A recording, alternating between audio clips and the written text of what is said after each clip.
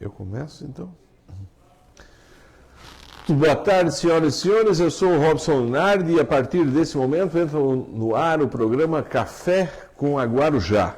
Estamos falando aqui da cidade de Orleans, nessa santa e bela Catarina, nesse Brasil do meu Deus. Muito obrigado aí por sua audiência. Em qualquer lugar que você esteja, seja aqui em Orleans, nessa cidade encantada, cidade da capital da cultura, que a gente chama aqui. Tem o Museu ao Ar Livre, as esculturas do Paredão, a nossa igreja matriz, um belo cartão postal, também a janela furada dentro do território orleanense, e também nós vamos começar a falar agora do Morro da Igreja. O Brasil inteiro vai estar falando nesse monumento, do lugar mais frio do Brasil. A base do Morro da Igreja é aqui embaixo da nossa serra, tá? Então não tem nada de Bom Jardim, de Urubici, coisa, é nosso, é da região, é um monumento natural aqui de Orleans. Se você estiver fora daqui, seja bem-vindo, você que está no Brasil, você que está na América, você que está na África, na Ásia, na Europa, na Oceania, em qualquer lugar do mundo, em qualquer galáxia, seja bem-vindo. A partir desse momento, Café com a Guarujá. Eu passo a conversar com o Dr. Márcio Neves. Ele é filho do seu Antônio Neves, das Minas Gerais, de Brasília, e filho também da Dona Maria de Jesus, irmão da Luciana e da Andréia, esposo da Cristiane Scremin Vanderlinde, lá de Brasília. Seja bem-vindo, boa tarde. Mas eu vejo aqui que sua esposa é Scremin Vanderlinde, gente aqui da região. Como é que foram se encontrar? São daqui mesmo? Seja bem-vindo, receba os cumprimentos da rádio, da direção, de toda a equipe. Obrigado aos ouvintes aí, o pessoal de casa que nos acompanha. Pois é, eu, apesar de ser nascido e criado em Brasília, eu já estou aqui agora em Santa Catarina, já vai fazer 13 anos, né? Desses 13 anos, sempre trabalhando aqui na região de Criciúma, na ANREC. E foi aqui, né, em razão do trabalho, com os anos que eu passei aqui, que eu conheci a minha esposa, que a família dela, por parte de mãe, é daqui da Pindotiba, né? Essa região aqui tão bonita. Cristina. Vanderlinde Scremin. E o pai dela? O pai dela é o já falecido, Jaime Scremin. Seu Jaime. Ele faleceu já há muito tempo, mas ele construiu uma empresa. Hoje a empresa está, né, um tamanho considerável ali, conhecida é Toplay.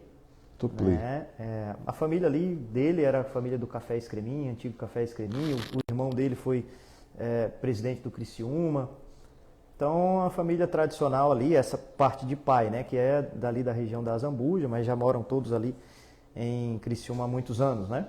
E foi ali em Criciúma que eu conheci a minha esposa. A gente costuma vir aqui bastante a Orleans, na Pindotiba, porque o avô dela mora ali, né? Então, eu trabalhei aqui no ano passado, durante boa parte ali do período eleitoral, né, em substituição ao delegado Ulisses, que estava de licença, né? Então, é uma região que eu já conheço muito bem, agora um pouquinho mais, por conta desse período que eu vim aqui trabalhar, e agora estou aqui na vizinhança, né, aqui em Uruçanga, já há 3 meses. A gente espera aí fazer um trabalho tão bom quanto aquele que a gente realizou em Criciúma, né? Em Criciúma eu fiquei, né, todo o restante do período, né, desde que eu cheguei na cidade. Trabalhei 5 anos na Delegacia da Mulher de Criciúma, né? Trabalhei na divisão de furtos e roubos da DIC. Então a gente tem uma experiência aí já de 13 anos, fora o período que eu fui policial penal, né, antigo agente penitenciário do primeiro presídio federal do Brasil, ali em Catanduvas, no Paraná, próximo a Cascavel, aquela região ali de Foz do Iguaçu, né, próximo à fronteira do Brasil com o Paraguai.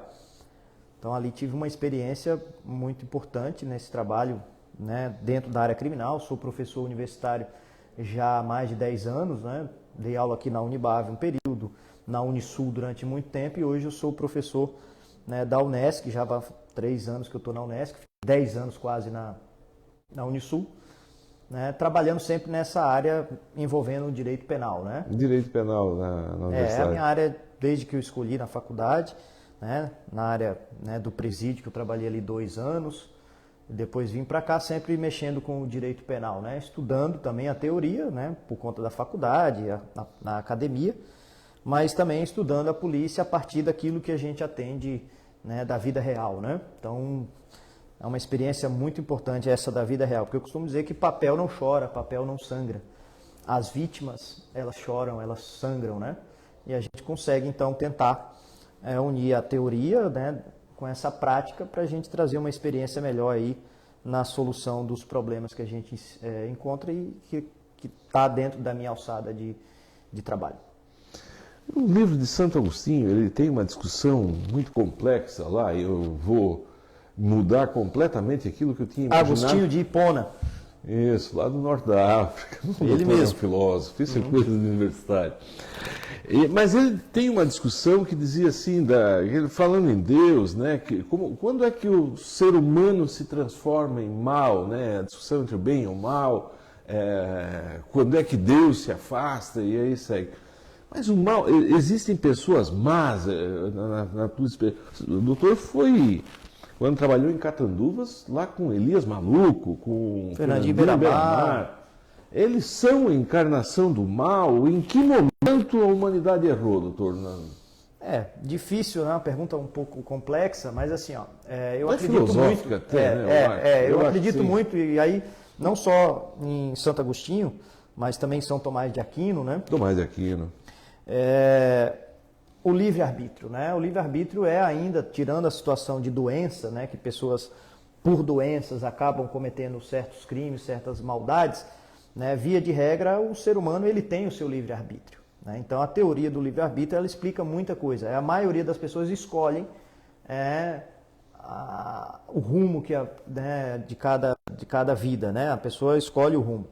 Tem também a teoria que junta com essa, que é a do determinismo, que o local onde a pessoa se encontra, onde ela vive, né, isso influencia nas suas tomadas de decisões, né?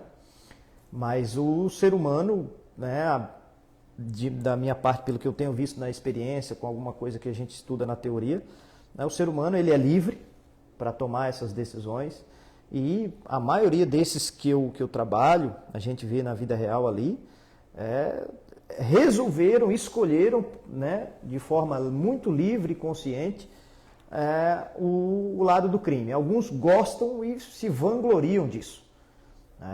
Alguns chegam a tatuar artigo, né, do Código Penal na testa. Eles gostam disso. Então, artigo do Código Penal na testa. Tem muitos mesmo, né? Não são poucos. E eles gostam. Então, são decisões, né, que eles tomaram e gostam e se vangloriam, né? Eu trabalhei num caso muito grave aí de extorsão mediante sequestro, sequestraram uma família para poder obrigar o gerente do banco a pegar o dinheiro da... Criciúma? Isso, né? Uma quadrilha do Rio Grande do Sul, a gente conseguiu desvendar, pegaram mais de 20 anos de cadeia, mas levaram um bom dinheiro do banco, sequestrando a família e obrigando o gerente então a ir no banco e pegar o dinheiro, né? E naquela conversa, a vítima me contando, naquela conversa dentro de casa ali, naquela madrugada, eles falaram, não somos vítima da sociedade coisa nenhuma, nós optamos por isso, nós gostamos disso, né? Então eu escolhi esse mundo do crime, eu gosto, né? E não vou, como outro preso falou a mesma coisa lá no presídio de Catanduvas, eu não vou trabalhar 8 horas por dia, obedecer ordens, cumprir horário para ganhar uma mixaria, sendo que eu fazendo um crime aqui, mandando um aviãozinho entregar uma droga ali para a casta alta da cidade, em uma entrega de droga eu tiro o que se tiraria num mês. Então, ou seja, o ser humano, via de regra, tirando as situações de doenças, né, como é o caso dos psicopatas, né, escolhem o crime. Eles anteveem, né, buscam os resultados, avaliam os riscos e escolhem praticar o crime. Claro que tem alguns que, às vezes, numa situação um pouco mais complicada, e aí tem explicação, né, tem justificativa para alimentar um filho numa situação de desespero. Na própria delegacia a gente consegue ver isso e os próprios policiais ajudam, né? Mas, de maneira geral, o criminoso ele antecipa o resultado mentalmente, ele avalia os riscos, faz um cálculo matemático dos riscos com o benefício e optam pela prática do crime. Né? Não são vítimas da sociedade, coisa nenhuma. No livro do Drauzio Varela, quando estava falando de tatuar na testa, e aí é uma coisa muito que a gente faz se pensar em que sociedade a que ponto chegou a sociedade. O Varela disse que sim, tem um tipo de tatuagem, se eu não estou enganado, é uma caveira com uma faca. Faca na caveira. Faca na caveira, que é quando é o número de policiais aquele preso matou. No mundo do crime tem as várias tatuagens, são, né, simbologias para eles, né? Eu só dei um exemplo desses que para mostrar que eles não são vítimas da sociedade, coisa não é. É um argumento aí que, né, criou-se durante um tempo nos bancos universitários, que é uma mentira sem tamanho, que bandido é vítima da sociedade. Mentira, bandido não é vítima da sociedade, coisa nenhuma, é a sociedade que é vítima do bandido. E alguns, como, né, trabalhei vários, e se a gente, né, porque não é o caso, mas nas interceptações que a gente tem, eles se vangloriam de crime, né, gostam né, vivem disso, né? Eles tatuam, né, muitas vezes o artigo do crime que eles cometem, que eles gostam, na testa, né? Ou seja, para todo mundo ver. Então, ou seja, eles optaram por isso e gostam disso, vivem à margem, né, da legalidade e, né, ainda encontra, né, lamentavelmente, defensores fora dos advogados, fora dos familiares, defensores, né, desses criminosos, desse tipo de crime, né, e na vida real eu vi que esse discurso muitas vezes ideológico, romântico, bonito, não tem nada a ver com a vida real. Quero agradecer a todos que já estão aqui conosco, muito obrigado aos que já estão deixando uma mensagem aqui, gratidão. É o caso da dona Cida Danielski, lá do Cocal do Sul, lhe mandando um abraço. Trabalhamos lá também. Muito obrigado ao pessoal de Cocal do Sul. Eu estou aqui conversando com o Dr. Márcio Neves, delegado de Criciúma, que compreende ali, delegado de Uruçanga. Vocês fazem trabalho Uruçanga, Cocal do Sul e Morro da Fumaça. Isso, a comarca de Uruçanga, ela engloba esses 3 municípios. Né? Então, a região, uma extensão territorial, né, considerável, né, um número de habitantes também considerável, porque junta as 3 cidades. E nós estamos hoje em 2 delegados, nós temos um efetivo aí que a gente conseguiu, né, canalizar aí durante o expediente para poder investigar os crimes, né? Então a gente tem conseguido aí dar uma resposta aí, principalmente para aqueles crimes mais graves, né? A gente está aí, eu e o doutor Ulisses chegamos ali há 3 meses. Estamos fazendo arruaça. E a gente tem trabalhado bastante para poder colocar em dia alguma coisa que estava atrasado, atendendo com mais agilidade aqueles casos que foram ocorrendo a partir da nossa entrada nessa comarca, né?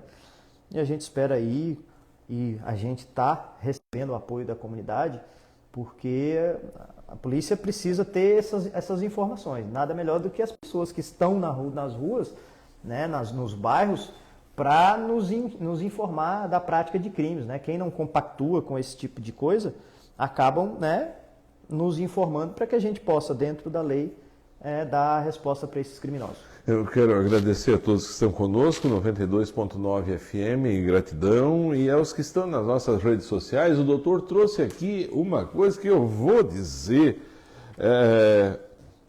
que show! Ele trouxe aqui um presente das Minas Gerais, lá da Mantiqueira, processo cereja descascado, pontuação 84, características sensoriais, bom corpo, acidez média, leve, cítrica, sabor caramelo, retrogosto médio e doce.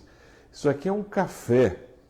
Como é que chama isso? É um café? É um blend? É isso? Isso, é uma mistura, né, de alguns grãos, café de verdade, né? Não muitas vezes esses que são muito comerciais, que acabam sendo batizados, queimados mesmo, tira o gosto efetivamente do café. Então são produtos, né, lá de Minas Gerais, mais elaborados, né, um produto melhor e vai trazer um café muito mais gostoso, né, um café de verdade que eu costumo dizer. Então a gente trouxe isso aí para presentear. Nós vamos estar sorteando aqui a quem deixar uma mensagem. Quero pedir para as minhas amigas donas de casa, queridas fãs, para compartilhar. Vai lá, o professor, já deu para ver, né? professor está dando aula aqui. Se alguém quiser fazer alguma pergunta na área da segurança pública ou alguma consideração, a gente chama aqui de cartinhas. O Walter Orben esteve aqui na época da campanha, vereador aqui, ele disse que trabalhava na rádio no tempo que ele ia todo dia pegar as cartinhas no correio, e aí o pessoal mandava dedicatória aqui, às vezes o pessoal namorava no rádio, pedia uma música. Hoje já não tem mais as cartinhas, mas nós temos um número, talvez o dobro, chega a ter dezenas de manifestações aqui das pessoas conversando, como é o caso da dona Cida Danielski, lhe dando boa noite, lhe cumprimentando. A Ingrid Zanelato, é lá de Uruçanga, secretária da Saúde. O Naiglon Goulart também está por aqui, grande assessor de comunicação da Prefeitura. Quero pedir, vai lá, manda no grupo, compartilha, deixa uma mensagem. Vamos pegar o caso aqui da Ingrid. A relação, e antes eu só quero fazer pegar o mesmo diapasão que o doutor estava conversando agora. Eu lembro que lá no São Miguel, quando eu era pequeno, a gente ia na praça com um cavalo cangado, a minha mãe penteava a gente, né, botava uma calça bonitinha, tu vai para a cidade. Não te passa, a polícia te pega, hein? Olha que a polícia vai te pegar.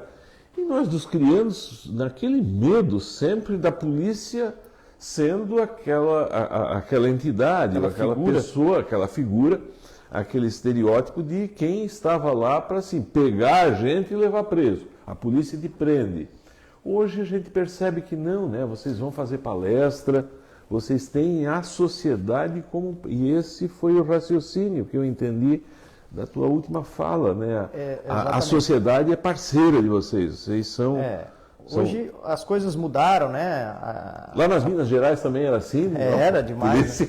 Eu sou de Brasília, né? Mas a minha criação foi a partir do que meus pais, né, tiveram e passaram, e toda ela de uma cultura mineira mesmo, né? De Minas Gerais ali. O toque, essa tua fala até... É misturado, parece com o Nordeste, enfim, do brasiliense, porque Brasília, né? Todo mundo de tudo que é lugar do Brasil foi para lá. E acabou misturando tudo, né?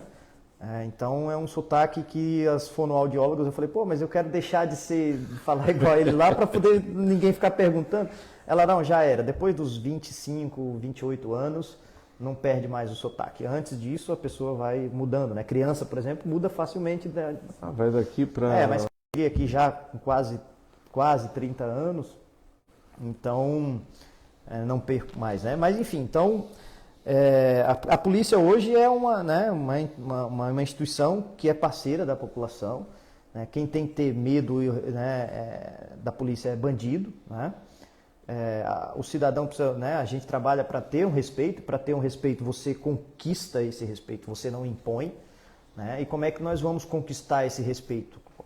À medida em que a gente vai trabalhando dentro da lei, né, expondo, né, os resultados dos trabalhos, né, dando uma resposta para a população e fazendo essa aproximação com o cidadão, de maneira que deixe de ser aquela instituição que é para fazer o mal, para bater, para agredir, que lá no passado, por conta de alguns casos, acabou passando essa imagem, né?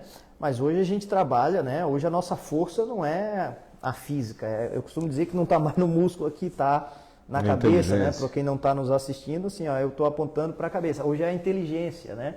A informação, você trabalhar, né, com informação, com provas técnicas, com provas cabais para evitar a injustiça de punir, né, ou de ir para cima, o Estado ir para cima de uma pessoa inocente. Então, hoje, né, não criamos mais os nossos filhos com essa imagem de que a polícia vai te prender, né, com base no medo. Não, né? A gente tem que entender, mostrar para as crianças o que as instituições fazem, qual o objetivo de cada uma, dos direitos, dos deveres, né? Antigamente se cobrava muito das crianças a questão da disciplina e aí, pelo medo, né, colocava, tu não pode fazer isso. Então, algumas mães mais antigas colocavam esse medo para tentar dar um limite ali, né? Hoje, né, a gente prefere, né, explicar, né? Só que, por outro lado, a gente viu, até entrando nessa parte criminal, né? Criamos uma geração, principalmente de 88 para cá, com um monte de gente que acha que só tem direitos, né? E esqueceram dos deveres, né? Do respeito ao próximo, né? De saber que não pode fazer errado para violar o direito de alguém, porque senão eu vou ser punido. Então hoje a gente criou uma geração que acha que tem muitos direitos e não tem mais nenhum respeito, né? Para essas instituições, para figuras, né? Para as autoridades, né? Eu lembro que minha mãe, e isso é bíblico, né? Até na catequese a gente tinha muito isso, é o seguinte, ó, respeita as autoridades constituídas. Respeita as leis e as autoridades constituídas, né? Então eu aprendi muito isso, né? Então, e aí com essa educação mineira, né? Minha mãe sempre dizia, olha quem é a autoridade, né? O prefeito. Prefeito. O padre. Padre. Né? O delegado. Delegado. E o juiz. E né? o juiz. Toda cidade tinha isso, né? A cidade tem a igreja matriz, estava lá o padre, que era a autoridade, né, eclesiástica, o prefeito municipal, o delegado, né, o policial e o juiz, né?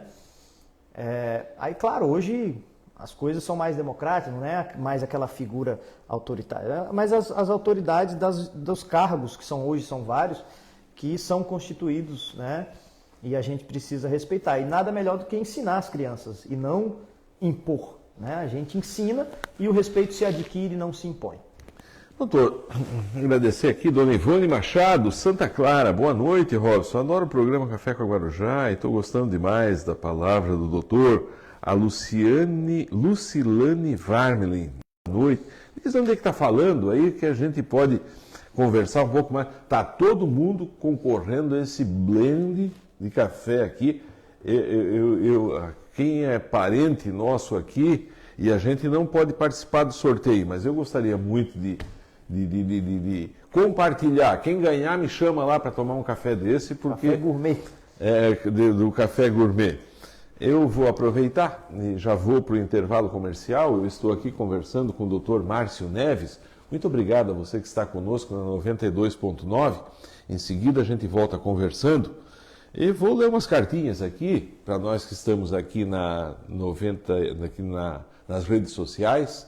Também tem outro jeito de ouvir, pode ir nos aplicativos, pode ir no podcast depois, nas nossas lives, tem várias maneiras de ouvir o programa também depois lá, tá?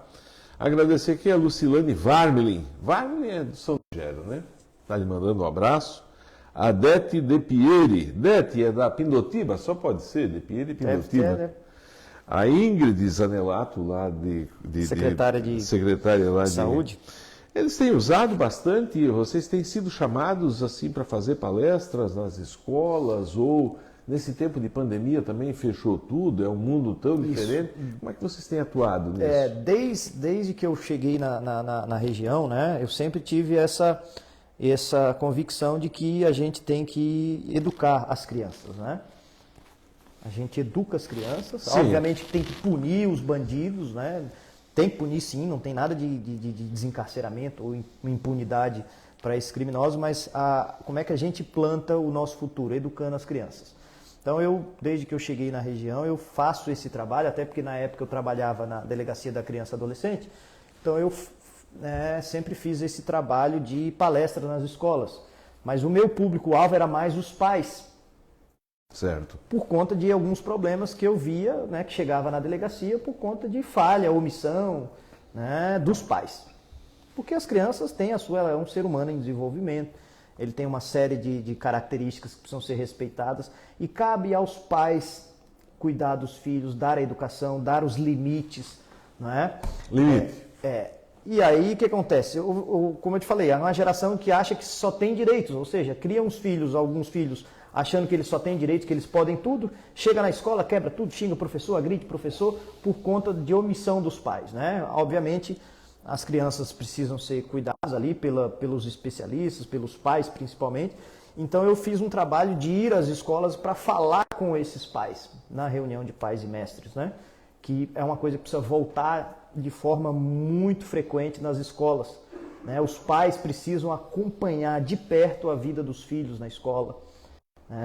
E aí a gente faz bastante esse trabalho, agora com a pandemia diminuiu bastante. Parênteses nesse raciocínio, só queria acrescentar uma coisinha ali dentro. Não foi a Constituição de 88 que fez isso? Não. 106 vezes a palavra direito e meia dúzia de vezes a palavra dever. A minha mãe também ensinou lá no São Miguel, respeita as leis e autoridades. Te lembra que sempre que tu tiver alguma coisa, um direito, tu vai ter uma obrigação. Mas aí a gente criou uma geração, né, a Constituição ela tem alguns erros, né, mas ela tem algumas coisas boas também. A gente criou uma geração que acha que vive num Estado democrático de direitos, no plural. Só que a nossa Constituição diz que é um Estado democrático de direito no singular. Quando é no singular, significa direitos e deveres. Mas tem gente que acha que só tem direitos, no plural mesmo. Né? E quando uma pessoa acha que só tem direitos, ela acha que ela não tem dever, porque ela só está invocando direito. Todo mundo vem a nós, o vosso reino, né? E criou uma geração que acha que pode tudo, e aí aqueles profissionais que muitas vezes têm a função de limitar esses direitos são vistos com maus olhos. Por exemplo, a própria polícia e os professores, por exemplo, porque o professor ele também disciplina, né? Ele também impõe limites. Ele impõe limites. A educação ela passa por imposição de limites, porque eu enquanto cidadão não posso tudo que eu quero. Seria muito fácil, prazeroso, se eu pudesse, tudo que eu quisesse eu teria. Mas não é assim. E o mundo, ele dá um não para nossas crianças, né, na vida real. E se aquele pai que só cria o filho achando que ele pode tudo, né, quando a vida bater forte e dá aquele primeiro não, aí vai ficar violento, vai ficar com depressão, vai buscar apoio nas drogas, né, vai ficar aquela pessoa que culpa todo mundo por todos os problemas e não avalia a si mesmo. Então a gente faz esse trabalho nas escolas, inclusive eu fiz aqui em Uruçanga um tempo atrás, antes da pandemia, ali no salão paroquial da Igreja Matriz. A gente conseguiu reunir vários pais de alunos ali, né, de várias escolas, fui convidado na época por uma rede de professores, para a gente dar essa fala, né, mostrar para os pais alguns problemas que a gente viu a partir, né, daquilo que surgia na delegacia com relação aos adolescentes infratores, né? E que muitas vezes aconteceu por omissão dos pais, né? Marquinhos Souza, muito obrigado, Marquinhos. Concordo, em parte, pessoal concordando em parte, com o Dr. Márcio, sobre o criminoso não ser vítima da sociedade. Não entendi assim, vamos ver com o que ele diz mais. Mas para aprofundar nesse tema, é necessário fazer uma reconstrução histórica da formação da sociedade brasileira, ou seja, como ele foi construído o Brasil, para quem ele foi construído, quem ficou à margem dos benefícios, e com ônus e obrigações apenas, e aí segue falando. Eu acho que ele está no raciocínio de... Não, tudo bem, mas Casa assim, Grande Central, mas na escolha de cometer o crime ali, de matar ou não, de roubar ou não, o ser humano, ele que escolheu aquilo. Tem nada de vítima da sociedade. Quando você coloca a culpa na sociedade, você, na verdade, está tirando a culpa do bandido e está jogando para um ente abstrato, que é a sociedade, que não tem nem como se defender. E ela não é passível de punição, porque ela não tem a conduta. Verdade, né? E aí você, na verdade, esse discurso apenas relativiza para tirar a culpa do criminoso. Eu acho que o Darcy Ribeiro, ele tem um livro, ele é antropólogo, e chamado O Povo Brasileiro, mas é na área da cultura, na formação, e que aí algumas correntes de pensamento jogam isso lá para a parte criminal.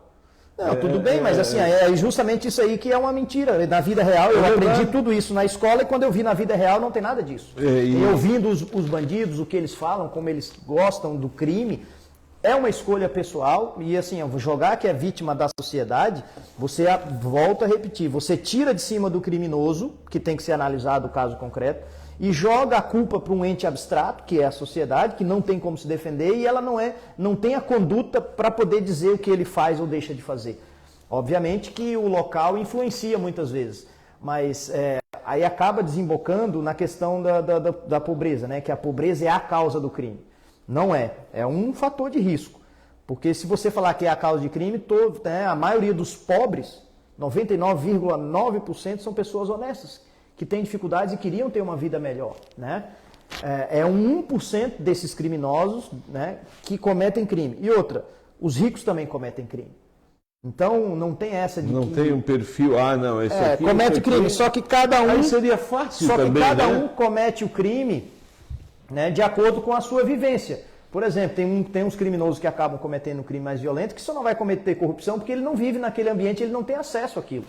E eu acho até que seria fácil. Aí faz-se uma tabela lá social. Então, de na uma verdade, tendência... esse discurso de que bandido é vítima da sociedade é mais não. para justificar, né, mais para frente a impunidade. Ou seja, para dizer, ó, ele é um coitadinho, não vamos punir ele. Né? Tem alguns casos que tem algumas explicações, né? Aí cabe às políticas públicas atuar para poder ajudar essas pessoas para ter uma vida melhor. Agora, outros casos é cadeia e ponto, acabou. Não tem conversa, não tem mimimi. O Marquinhos Souza está dizendo, eu fui lá na frente, peguei porque eu olhei pelo um lead que veio aqui na rede social. O Marquinhos Souza está dizendo o seguinte, a primeira manifestação dele, bacana saber mais sobre essa história desse grande amigo e irmão, Dr. Márcio, cuja amizade tenho a honra de cultivar desde a Faculdade de Direito em Brasília. Um abraço para o Marquinho, né? Ele mora no Rio de Janeiro. Lá do Rio? Olha só, tá lá coisa na Serra Carioca ali, a região, se não me engano, é de Petrópolis hoje. Diz que... Ele era da Marinha, estudava comigo, a gente fez uma grande amizade, uma grande parceria na faculdade. Hoje a gente ainda mantém muito contato, né? Hoje mais por rede social.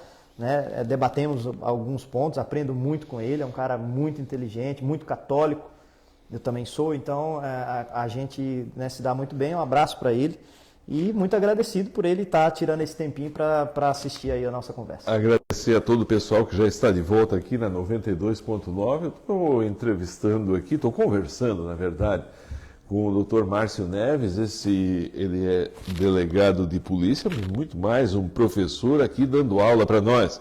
A Lígia, boa noite.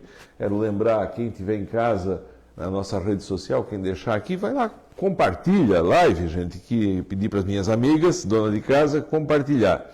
E quem compartilhar, deixar uma mensagem aí, vai estar concorrendo a esse café especial aqui, Blend Ana Terra, lá das Minas Gerais, é isso, né? A Joelma Bianco, ô Joelma, boa noite, como é que tá, menina? Chorei hoje vendo a tua postagem, tá? Que Deus te abençoe. A Beatriz Rigueto, lá de Florianópolis, oi querida, que bom te ter aqui, e cumprimentando. A Poliana Pietra, dizendo que ama café, também num tempo desse, né? Chegando a neve aí, já nevou essa tarde em São Joaquim. Tendência muito frio para essa noite. Quem tiver um cãozinho, quem tiver um cachorrinho, um gatinho, guarda ele, os filhos, antes de dormir, vai lá e tapa eles, porque nós vamos enfrentar uma situação de muito frio aqui, tá? Está nos devendo uma visita aqui em Itaipava. Grande Marquinho, um abraço para ele. Vou lá. Tomar uma cerveja, certamente. Eu não gosto muito de cerveja, né? Eu gosto do vinho, mas vou lá na Serra Carioca tomar um vinho com ele, dar um grande abraço nele, porque tem um tempo que eu não vejo pessoalmente, mas criamos uma amizade muito bacana ali na época de faculdade, tempo bom, né? Faculdade é tudo de bom. O bar da faculdade faz bem para as pessoas, né? Onde se discute, é um local onde se discute ideias, né? O professor Lucas dava aula para nós de História da Arte, lá de Minas Gerais. Ele dizia que tem 2 momentos da vida especiais. Um, aqueles primeiros anos lá da escola, do primeiro ao quarto, primeiro, segundo, terceiro ano. E outro é o tempo de faculdade, que são tempos o tempo de faculdade memoráveis. É muito difícil, né? De ralação, que faz parte, é importante para nós, seres humanos, mas um período de aprendizado muito grande enquanto ser humano, não só em termos de conhecimento, né? Famílias se criam a partir desse ambiente, né? Amizades verdadeiras, então muito bom esse ambiente acadêmico. Poliana, programa sempre cada vez melhor, trazendo conhecimento da polícia e vai conversando, que é fundamental para a sociedade aprender um pouco mais sobre a nossa vida. Boa noite, abraço. E nesse diapasão, doutor delegado, doutor Ulisses Gabriel, grande abraço, grande amigo, parceiro de trabalho. E assim, nesse raciocínio, nessa esteira, todo mundo, André Pastoriza, acho que é isso. Delegado Márcio Neves, na política em 2022? Opa! Pois é, eu tenho esse trabalho também, né? Enquanto cidadão, eu acho que todo mundo tem a obrigação, o direito e até a obrigação de estar podendo participar do processo de tomadas de decisão, né? Num ambiente saudável, democrático, as decisões são tomadas, né, a partir da participação em cargos, né? No caso, cargos eletivos. Então, de alguma forma, o cidadão tem que participar, fiscalizando, criticando, dando sugestões, seja no apoio ou seja, né, ocupando um cargo, né? Então é importante isso, aí cada um vai decidir de que forma que vai ter que participar, mas tem que participar. Porque se os bons não forem, os maus tomam conta e aí a gente não vê as mudanças que a gente precisa na sociedade. Então a gente tem alguns projetos, tem alguns convites, mas é muito recente, né? Por enquanto eu estou preocupado em fazer o meu trabalho aqui na comarca de Uruçanga, na região aqui. Filiado a algum partido? Formalmente eu ainda estou em um ali, mas eu já fiz a pedido de desfiliação, né? Não tenho ainda a intenção, tenho os convites aí para participar, mas, né, eu tenho que conversar com alguns parceiros ainda antes para ver se é o momento correto. A polícia tem uma bancada forte no Congresso, né? Na própria Assembleia Legislativa aqui tem delegados. Temos que ter, porque assim, né, chega de só apanhar, né? A gente precisa falar também. Durante os últimos 30 anos era só pau na polícia, né? E aí o que acontece? Agora nós queremos participar da tomada de decisão justamente por conta dessas leis absurdas que criaram aí para criminosos, né? Por exemplo? Uma política, né, foi passado para a legislação uma política de desencarceramento que hoje para prender bandido nesse país é uma dificuldade sem tamanho. Se for adolescente bandido então é mais difícil ainda. Né, uma série de decisões de criações de direitos para criminosos que, né, escancaram, né, o problema e esculhambam as vítimas. Algemaram. Esculhambam as vítimas, não pode quase nada hoje. Claro que todo poder precisa de limites, né? Toda atuação estatal, certo, porque é uma relação de poder, ela precisa ser limitada. O problema é que limitou-se demais a partir de 88 para cá, principalmente nos governos que a gente viu ali do 2002 até 2013, 2016, criação de direitos, né, e um machincalhe às vítimas. Né, para tu prender bandido hoje, e claro, foram decisões que vêm ao longo da história ali, mas antes disso tem uma narrativa para sustentar a mudança de lei. O problema é que aí a lei obriga a todos, né? Eu costumo, só para mostrar para vocês o absurdo que é a legislação brasileira e do erro que foi. Eu sei que é inconstitucional, mas foi um erro lá em 88 ao não prever a prisão perpétua no Brasil. O assassino do John Lennon, ele está onde? John Lennon? O John Lennon está preso. Cometeu um homicídio, está preso até hoje, há mais de 30 anos. Não vai sair da cadeia, por quê? Porque cometeu um crime grave. Nós temos aqui todos os dias aí, execuções, requintes de crueldade. Dei um exemplo aí daquele criminoso que em 2010 estuprou uma criancinha de 8 anos e matou. Muito mais grave do que o assassinato do John Lennon. Né? E ele já está com 11 anos, já está no semiaberto e pouco tempo vai estar na rua. Aquele bandido que matou aquelas crianças naquela creche, né? Que não é um caso de prisão perpétua. Mas enfim, eu sei que é inconstitucional, só para mostrar que hoje está, né, no Brasil, criou-se muitas amarras para a proteção de bandido. E as vítimas, né, sequer são atendidas. Né? Hoje se tem audiência para atender o preso logo em seguida que ele é preso. Né? Vai botar na frente de um juiz, de um promotor, um advogado, para ver se a polícia não torturou. E a vítima não tem como nem sequer falar com o juiz, com o promotor, para ver o caso dela. Né? Tá lá chorando, está sangrando, mas estão lá verificando como é que o bandido foi tratado pela polícia. Hoje, se tu fala um pouquinho mais alto com o bandido, né, chama ele de vagabundo ou de bandido, opa, processo, tortura psicológica. Enfim, então isso só deixa a gente muito mais amarrado, né? Qual a sua opinião? E quem sofre com isso são as vítimas, né? A tua opinião sobre porte de arma? Eu sou 100% favorável, né? Favorável? Favorável, porque quando inventou de tirar, quem foi que acabou tendo o direito negado de ter arma para se defender? Porque bandido entrega arma? Bandido está preocupado se é crime ou não? ele vai ter a arma dele de qualquer jeito. E outra, bandido não quer e não vai poder ter arma legal. Primeiro que ele não quer. Né? Segundo que ele não vai poder porque os requisitos da lei não deixam. Né? Eu estava até dando um exemplo. Eu importei uma arma um tempo atrás e demorou mais de um ano para eu colocar a mão nela. Paguei antes e tal, demorou mais de um ano. Você acha que o bandido que quer fazer coisa errada, ele vai esperar um ano para comprar uma arma? Não, ele vai ali numa favela, num local onde vende arma, ou até numa loja que vende arma clandestina, vai ali, paga e leva na hora para cometer o crime. E aí desarmou o cidadão que está em casa, o bandido entra na casa dele, cospe na cara dele, bate na cara dele, né, estupra a mulher dele e a pessoa está ali sem qualquer chance de defesa porque o bandido sabe que só ele tem a arma. A arma é apenas um instrumento, a arma não mata ninguém, quem mata são as pessoas.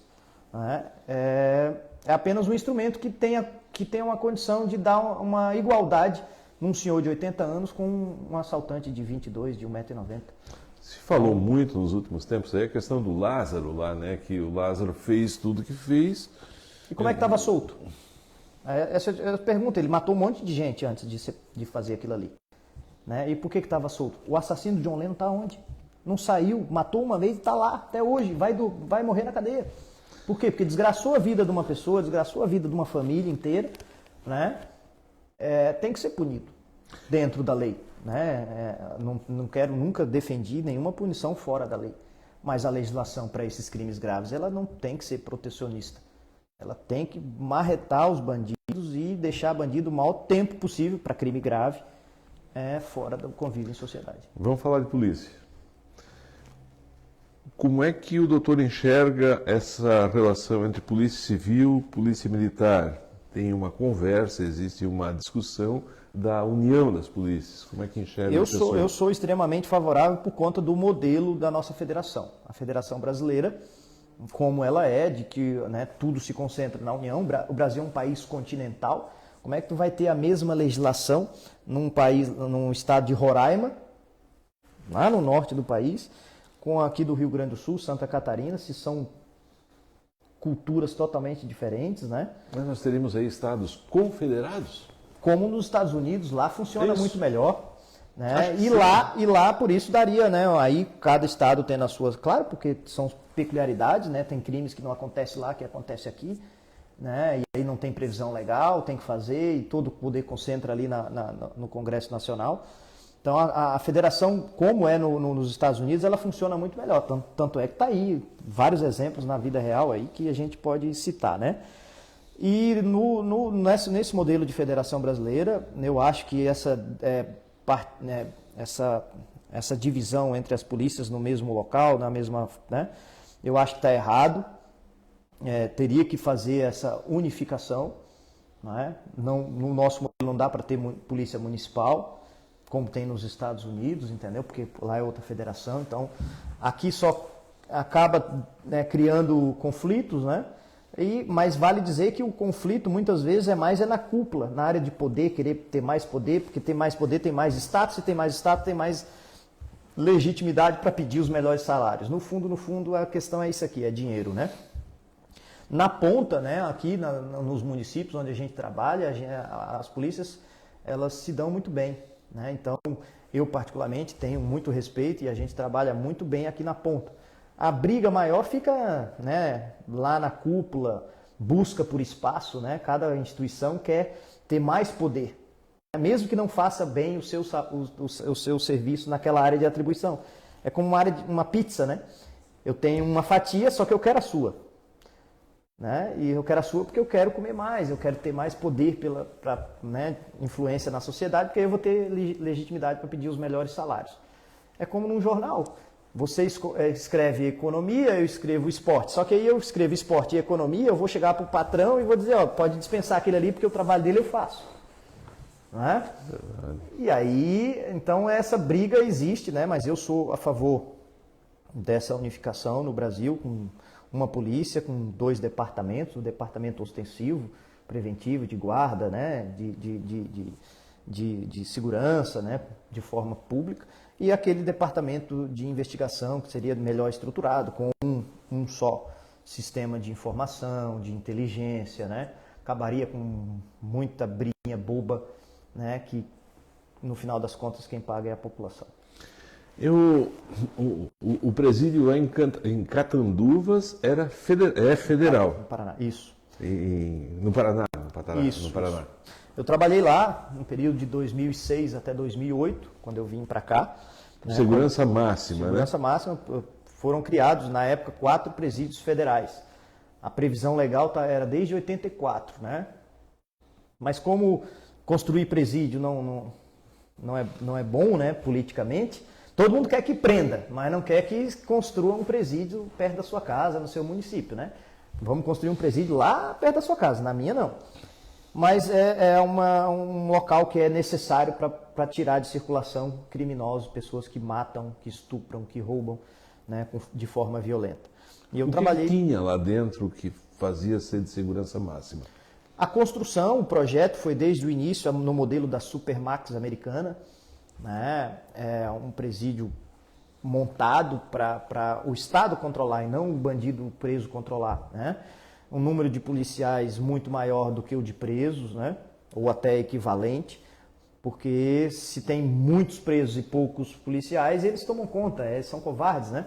Então ali, muito bem feito, o sistema de segurança, as celas individuais, né? Então foram criados... Celas individuais. Isso.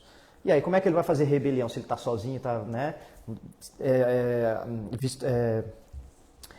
A vistoria ali para sair, para entrar na cela, enfim, tudo isso... No dia a dia, como é que era? Era um dia a dia de monitoramento 24 horas, né? Seja monitoramento eletrônico, seja monitoramento pessoal, monitoramento eletrônico no próprio presídio, lá em Brasília também, no Ministério da Justiça. E foram colocados ali, os estados encaminharam, né, os presos que eles consideravam mais perigosos, que estavam causando problema nos sistemas penitenciários estaduais, e a gente passou a cuidar deles ali. Então eu cuidei ali um tempo do Fernandinho Beiramar, do Elias Maluco, chegou a ver do Marcinho mesmo? Verde. Sim, a gente tinha que entregar comida, pegar comida, fechar a porta, levar para a enfermaria, enfim, tudo muito pessoal, né? E como era, né, um número pequeno de presos, porque foi projetado para isso, a segurança é máxima, né? Agora, tem um custo isso, né? Um preso muito caro, porque a familiar não podia levar nada, tudo, comida, material de higiene, roupa, tudo era o Estado que dá, né? É o Estado que dá. A visita é de quanto tempo? Tinha aquela visita íntima, que é um absurdo, né? Infelizmente, né? Mas tinha lá a visita íntima de 15 em 15 dias. Visita íntima é a namorada? É, a mulher e tal, que vai lá né? Para ele estar preso, não tinha que ter contato, né? Principalmente esses de crimes graves. Por um período não podia ter contato físico, né? Para ter relação. Porque muitas vezes afetiva. é nesse momento, por isso, muitas vezes é nesse momento que ela leva alguma coisa, geralmente colocando no próprio corpo, engolindo ou botando na cavidade vaginal, né? Enfim. Lá quase não entra nada, ou não entra nada, porque, né, são longe, os presos moram longe, geralmente os presos do norte vinham para o sul, os do sul vão para o norte, para tirar o poder de influência deles ali. E ali eles né, um controle muito grande para a entrada, né? Só que assim, muitas vezes a pessoa ia lá para ter a visita íntima, ou tentava levar alguma coisa, mas se não levava recado, né? Trazia recado, levava recado, e aí por isso que muitas vezes o bandido fica de dentro da cadeia cometendo crime. Mas é por quê? Por intermédio dessas pessoas, geralmente familiares, infelizmente uma minoria esmagadora de advogados, né? A maioria são de advogados honestos, trabalhadores e que fazem o seu papel e que são importantíssimos para a justiça, né? A administração da justiça, né? Mas tem, assim como em toda profissão, uma minoria que avacalha, né? Que comete crime e tal. Mas o modelo federal é muito bom. Hoje eu tenho grandes amigos lá, até hoje, tenho contato com eles. É um modelo muito bom, foi criado aí e que consegue deixar encarcerado alguns presos. Na época, inclusive o juiz da corregedor e da vara de execuções lá de Catanduvas era o juiz Sérgio Moro, de Curitiba, né? Em Curitiba ele já era, né, como juiz, eu tenho só elogios dele como juiz, era canetada. A gente, né, verificava a infração do preso lá, que o preso, né, riscou a cela, que o preso rasgou, né, desfiou a toalha, era processo, né, ele se defendia e no final era canetada. Às vezes no RDD, casos mais graves, né? RDD? É o regime diferenciado disciplinar. disciplinar diferenciado. O preso ficava isolado mesmo, sem poder ter, né, o acesso aos outros presos no banho de sol, né? Tinha que ficar preso mesmo dentro da própria cela, banho de sol dentro da própria cela. Um período ali, né? E o juiz Sérgio Moro, na época, caneteava mesmo, não tinha conversa. Pau Para bandido, né? Bandido de coisa grave devidamente provado, né? E ali a gente está falando de pessoas que cometeram atos, né, gravíssimos. Que horas eles acordam pela manhã? Eu? Não, o preso. Lá assim, aí tem o horário, né? Acho que 7 e pouquinho, 8, antes das 8 ali tem que levar o café da manhã. Eles tinham 5 refeições diárias, né? Um café da manhã, um café no meio da manhã ali, almoço, janta e mais a comida, um lanche à noite, né? Então tudo tinha horário e o Estado é que tinha que comprar, licitação. Essa comida é comida de qualidade, então. Sim, aí claro, era uma empresa que ganhou a licitação, tinha uma nutricionista que dizia o que tinha de caloria de tal para uma pessoa, né, naquela condição. A empresa fazia tal, né? Aí entrava no presídio, mas todo um sistema de vigilância, tudo certinho, para alimentar os presos. Nada de familiar levando comida, porque era ali que, geralmente, nesses presídios estaduais, é ali que eles colocam um monte de coisa, né? Nada de preso comprar, né, em lanchonete, que lá não é, né? Lá não é hotel. Enfim, então, um modelo que foi criado que tem dado conta. Hoje já são 5 presídios no Brasil. A lei diz que tem que ter um em cada estado, né? Só que, claro, tem todo um custo isso, né? Primeiro, né, construíram 4, agora construíram o último, agora em Brasília. Falta uma no Nordeste, porque primeiro eram as regiões, né? Sul, Nordeste, Norte e Centro-Oeste. Ficou faltando a do Sudeste. Então a gente tem 2 no Centro-Oeste, que uma em Brasília. O Sudeste não tem? São Paulo não tem? Não, por conta de Rio política. Também não tem? Não.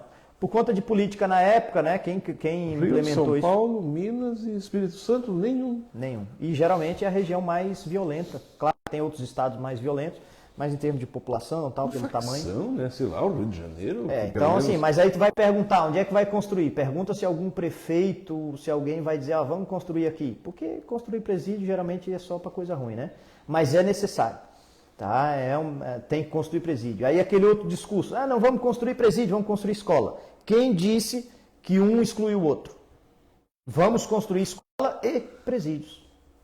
Porque tem alguns criminosos que não têm saída. Você não tem, né, na história da humanidade, você não criou um outro mecanismo que não seja a cadeia para colocar assaltante, né, de crime grave, estuprador, assassino, latrocida. Eu vou perguntar em seguida se o doutor, vamos falar sobre pena de morte também, mas eu quero agradecer a todos que estiveram conosco aí na 92.9. Eu conversei aqui com esse professor, doutor Márcio Neves, literalmente é delegado, mas é também professor universitário, que trouxe tanta informação aqui. Volta mais, com certeza vai voltar mais vezes aqui. Nós continuamos na 90, muito obrigado a todos, na 92.9. Na rede social a gente continua. Eu vou aqui atender o Ivan Firmino. Boa noite, Robson. É o Ivan Firmino aqui de Orleans. Gente boa, o doutor Márcio. Tive a oportunidade de pintar a delegacia de Uruçanga. Fui muito bem tratado. Ainda fiz um furo na parede da sala dele para pendurar uma imagem de Jesus. Eu tenho um crucifixo muito grande, assim, quase do meu tamanho, porque eu sou baixinho também, né? Na minha sala, que onde eu vou, eu coloco, né? Um crucifixo para que eu me lembre o tempo inteiro, né? Para que Jesus esteja sempre comigo, que me guie, me oriente para sempre fazer a coisa certa, para nunca cometer nenhuma injustiça, nenhuma maldade com ninguém, né? E acertar, né? Então eu tenho esse meu lado religioso, católico, apostólico, romano, né? Então eu pedi para ele, né? O doutor Ulisses que levou ele daqui de Orleans para fazer o trabalho lá, e pedi para ele fazer né? Tava montando meu gabinete ali, e primeira coisa que eu faço é pendurar ali o meu crucifixo, né? Bem na frente onde eu sento, para poder todo dia, né? Chegar para o trabalho, já olhar e lembrar o tempo inteiro e procurar ser muito justo, usar a lei de Deus e a lei dos homens, né? Aprendeu isso com a senhora, tua mãe? Com certeza. Essa fé? Com certeza. Isso, rezava em casa? Sim, fui criado assim, a família, né, mineira, católica, né, desde pequeno. Minha avó que também, né, me criou. Eu tinha uma outra mãe de criação que foi neta de escravo, que minha avó pegou para cuidar e me criou no colo, né? Então, todos eles muito religiosos, meu pai até hoje. Então, me ensinaram, né, esses valores, né? E eu tenho cultivado desde então para ser sempre um ser humano melhor, um profissional melhor, um profissional humano. Obviamente que dentro, né, da lei, às vezes tem que chamar a atenção, tem que ser duro. Isso não quer dizer que seja cruel, né? Porque eu trabalho com criminoso. Firme. Trabalho com criminoso. Tem bandido que não tem arrego, né? Tu tem que ter, mas jamais cruel, jamais desumano, jamais criminoso como eles, entendeu? Eu notei que o doutor fala com uma ternura, um tanto afeto da tua mãe. Eu devo tudo que eu tenho e tudo que eu sou a ela, né? A minha mãe, ao contrário de muitas famílias, ela era o pai de família, né? Eu tenho meu pai, eles ficaram juntos até ela falecer, mas ela era quem trabalhava fora e ela que sustentou meu pai, né? Meu pai era o dono de casa, ele que cozinhava, fazia as coisas, era invertido. E a minha mãe vendeu o almoço para pagar a janta, para pagar os meus estudos, né? Me criou, né? Ela é uma professora aposentada, era uma professora da rede pública, não ganha muito uma professora no Brasil, né? Um professor. E nós somos em 3, tinha o meu pai e mais a minha mãe de criação, a minha avó, então éramos em 7, e ela que sustentou todos nós, né, com o salário dela, com o trabalho dela. Ensinou a todos nós esses valores, né, religiosos, católicos, e sempre mostrou para mim, ó, a gente não tem patrimônio, né, a única saída é estudar. Então, o que ela pôde fazer para dar educação para os filhos, e no meu caso, eu estudei numa faculdade particular, minha outra irmã fez, mas ela pagou porque já começou a trabalhar. Já a minha não, eu comecei e fiz coisa errada quando era menino, reprovei 2 anos do ensino médio, né, na época o 2º grau, então atrasei a minha vida, mas ela me botou no caminho de novo e disse, ó, ou é estuda ou não vai ser nada na vida. E aí ela vendia o almoço para pagar a janta e pagar a minha faculdade. Então devo tudo a ela, que eu sou profissionalmente, né? Inclusive, o maior valor que eu tenho no trabalho, foi ela que me ensinou. Ela disse, ó, não basta ser honesto no teu trabalho, tem que parecer. Então, é isso que eu levo, né, o tempo inteiro, por isso que eu trabalho, né, da forma correta, às claras, tudo fiscalizável, para poder, né, evitar qualquer tipo de suspeição. Então, é esse o ensinamento que eu trago dela, e infelizmente ela faleceu, não foi de Covid, mas ela faleceu o ano passado, vai fazer 1 ano agora. Então, essa mulher guerreira, ela teve um problema com um osso de galinha, que ela, né, engoliu lá uns 10 anos atrás, e isso alojou na época no intestino, encapsulou, ficou ali, os médicos falaram, não vamos tirar, no final das contas infeccionou, ela já com uma certa idade, uma cirurgia, não deu certo, foi outra, aí fez aquela cirurgia igual a do presidente Bolsonaro, de botar a bolsa, né, a colonoscopia, e depois para reverter, teve um outro problema e acabou não resistindo e acabou falecendo, né? Foi um período de 70 dias, mais ou menos, no hospital, que eu ia para lá, tinha que voltar para trabalhar, voltava, ia, e acabei perdendo ela, né? Mas tem lá minhas irmãs, meu pai tá bem velhinho, mas, né, a vida que segue, agora eu tenho a minha família aqui também, né? Uma esposa maravilhosa. E... Vida que segue. Lá em Brasília morava onde? Bem pertinho do aeroporto ali, é numa cidade satélite. Brasília não tem bairros, né? Não chama bairros, chamam cidade satélite. Chama né? eixo monumental? Tem o eixo monumental, que Brasília é uma forma de um avião, né? Exatamente. Tem a asa sul, a asa norte, e aí o centro ali, a cabine do avião é o Congresso Nacional, o Supremo e o Palácio do Planalto. Os bancos são os ministérios, né? Então é só lembrar o avião. E aí tinha algumas cidades satélites, umas mais longe, outras mais perto. A minha, onde eu vivi, eu nasci na Asa Sul ali, no plano piloto, em Brasília, mas sempre vivi numa cidade satélitezinha chamada Guará 1, bem próximo ali da Asa Sul, né? Estudei em Brasília no plano piloto, né? Me formei lá e logo em seguida passei no concurso por insistência da minha mãe, porque eu não queria fazer o concurso. Ela falou, não, já pagou a inscrição, vai lá e faz. E fiz, daí fui morar no Paraná, morei ali 2 anos, ali no oeste do Paraná, passei um friozinho, né? acostumar com Esse frio. é do Em Cerradão. Brasília, né, do Cerrado lá, Cerrado Seco do e Centro-Oeste não tem um frio que tem, mas também não tem um calor que tem aqui. Tem calor, tem. Aqui tem. Agora tem Lá é muito chuva, seco. né? Mas lá é muito seco. Então aí vim. Seco e chuva. Fiz um estágiozinho no Paraná antes de vir um pouquinho mais pro sul, né? Mas adoro o sul. Minha vida hoje é o sul. Lá em Brasília tem, além disso, tem. É tudo cheio de apelido, né? Lá tem o Congresso, é chamado de chapelaria, né? Aí lá no bolo de noiva é no Palácio Afinal, aquele outro prédio do lado é muito bonito. A igreja ia onde? Lá no Guará ou ia na catedral? Não, a catedral era de vez em quando eu ia assistir a missa lá, mas um pouco mais longe, né? E eu ia na paróquia pertinho de casa, onde eu Visse coisa lá, o que visse lá em Brasília que tu... Sei lá, a gente sai daqui, vai pra lá e volta cheio de novidade para contar, imagina quem mora lá, né? A gente já acostuma desde Mas a escola, assim, visse a guerra, visse visitações. uma manifestação, essa que a gente vê na televisão, assim, ter alguns, índio né?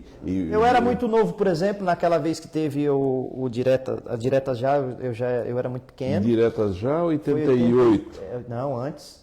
É 83, 84. Ah, não. Assim. 80 foi as diretas, foi 78? Eu era criancinha. 80. Né? Aí teve do primeiro impeachment do Collor, eu já acompanhei alguma coisa, que eu já 92. tinha eu já tinha uma certa idade, mas também muito novo, ainda não acompanhei, né? Mas depois, né, a gente vai se inteirando das coisas, aí passei a fazer faculdade ali no centro, no plano piloto, né?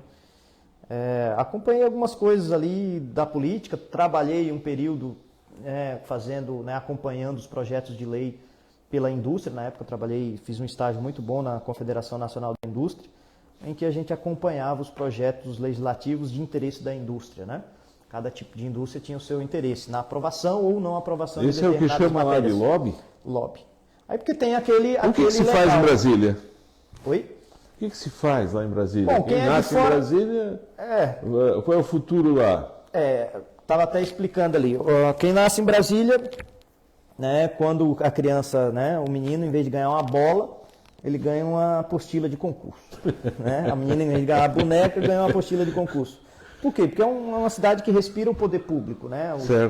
Os órgãos e as instituições públicas. E tem alguns cargos que são muito bons, né? E aí, o que tu quer ser quando crescer, menina? Eu quero trabalhar no Senado, eu quero trabalhar na Câmara, eu quero trabalhar no Tribunal de Contas da União, eu quero trabalhar no Tribunal de Contas do Distrito Federal, eu quero trabalhar no Poder Judiciário, eu quero trabalhar no STJ, no TST, né? Enfim. Ou serviço público ou em fornecedores do serviço público. Isso. São hotéis, restaurantes. Isso. Os empresários, né? Geralmente não é um local que tem grandes indústrias, né? Então, é uma cidade que respira um pouco diferente, né? A capital do Brasil está lá, concentração de poder, então tem uma série de coisas em volta disso. Quem vai para visitar, vai lá para ver o Memorial JK, né? Vai ver o Museu do Índio, o Museu do Índio, a Catedral, porque assim, os projetos são bem bacanas. É uma cidade projetada, né? Por exemplo, lá no centro de Brasília, ali no plano piloto, tu não vai ver cruzamento. Ela não foi projetada para ter cruzamento, ela é projetada toda ela em forma de tesourinha, né, que a gente chama. Pois explica sempre, não tem esquina. Explica para o pessoal que é uma cidade que não tem esquina. Não tem cruzamento. Então, igual tem aqui, por exemplo, nas cidades que não foram projetadas. Brasília foi projetada, então todo retorno é em forma de tesoura. Para quem está em casa entender, no final da via rápida, né, lá na BR-101 para ir para o Rincão, você já viu que ali tem tesoura. Tu passa por baixo, vai por cima, então, ou seja, não vai ter como bater ali. Por quê? Porque é tudo em forma de tesoura. E em Brasília é só isso.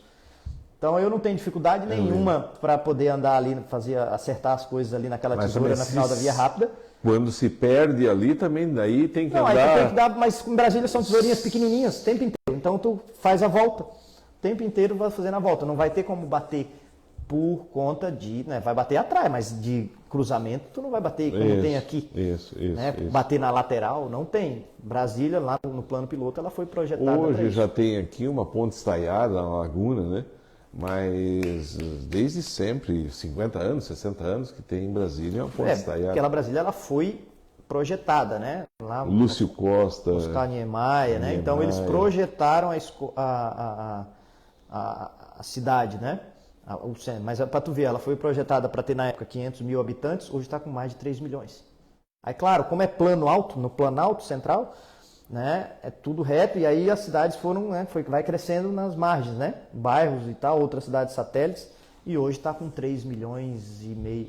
Até um lago lá foi artificial, é tudo artificial, né? O lago é artificial. Teu pai foi para lá para construção?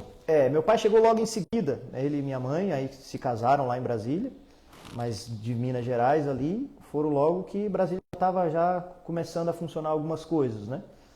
E aí ela foi para lá para trabalhar na rede pública de ensino. Então pegou alguma coisa do final ali da construção. Então tu nasceu... E eu e minhas irmãs já nascemos em Brasília. Em Brasília. Mas voltasse para Minas Gerais? Não, então aí meu pai ainda tem, a gente tem muito familiar lá em Minas, né? Meu pai tinha uma fazenda e eu gostava muito, né? Estou tentando voltar para essa área. E então a gente ia... Aqui, pessoal, né, nas férias vai para a praia, né? Veranear. Lá eu ia para a fazenda, né? Então era não muito longe, então eu ia para a fazenda do meu pai e fui criado no mato, né? Por isso que eu não sou muito da praia, eu sou do mato. Por isso que eu ando aqui nessa região, ando de cavalo aqui na região de Uruçanga, o meu negócio é mato. Então eu não sou muito de praia não. Gosto, mas meu negócio é voltar a essas origens. Essa senhorinha que cuidou de ti, neta de escravo, viva ainda? Minha mãe, na verdade, minha mãe de criação. Ela morreu em 2010. Lá chama mãe de leite, é isso? Na verdade ela me criou. Figura? Nunca entendi o que é mãe de leite. Mãe de leite é a que dá mamar, porque a mãe biológica não tinha leite, né? Ah, certo. Tua mãe... Mas ela não, ela é minha mãe, ela é irmã da minha mãe de criação, né? Porque era neta de escravo, lá em 1920 e pouco, minha avó pegou ela para criar. Não tinha condições, a família e tal, e foi morar com a gente. E minha mãe estudava fora para se formar, né? Para depois conseguir melhores cargos, né? Lá em Brasília. E aí quem cuidava de mim e das minhas irmãs era ela. Cozinhava? Me pegou no colo. Sim. Me ensinou a fazer comida? Minha mãe de criação, né? Me ensinou algumas coisas, né? A comida mineira original, né? Então, que a gente não encontra aqui. Eu adoro a comida catarinense aqui, a comida italiana, né? Acho fantástica. Boa, mas boa. tem coisas que só Minas Gerais. Por exemplo, o pão de queijo. Não existe pão de queijo igual. Minha mãe fazia, minhas irmãs Pão de fazem. queijo, desgraçado, eu ainda falo pão de queijo de Minas. Eu vivo dizendo de aqui. verdade, não. Todo dia eu falo aqui, pessoal da cultura aqui de Orleans, eu acho um mineiro. Tem um colega... Mas o problema não é nem só fazer, não. É o produto mesmo. O queijo é diferenciado, né? Queijo... Aí a minha mãe veio e ensinou para minha sogra. Minha sogra faz um muito parecido, mas é porque não encontra o mesmo queijo. A forma de fazer é diferente. E a gente tem dificuldade de achar que a minha mãe ensinou a minha sogra. Ela Já faz... fez queijo serrano? Já. Mas é diferente. Ele é diferente, mas é diferente de lá, né?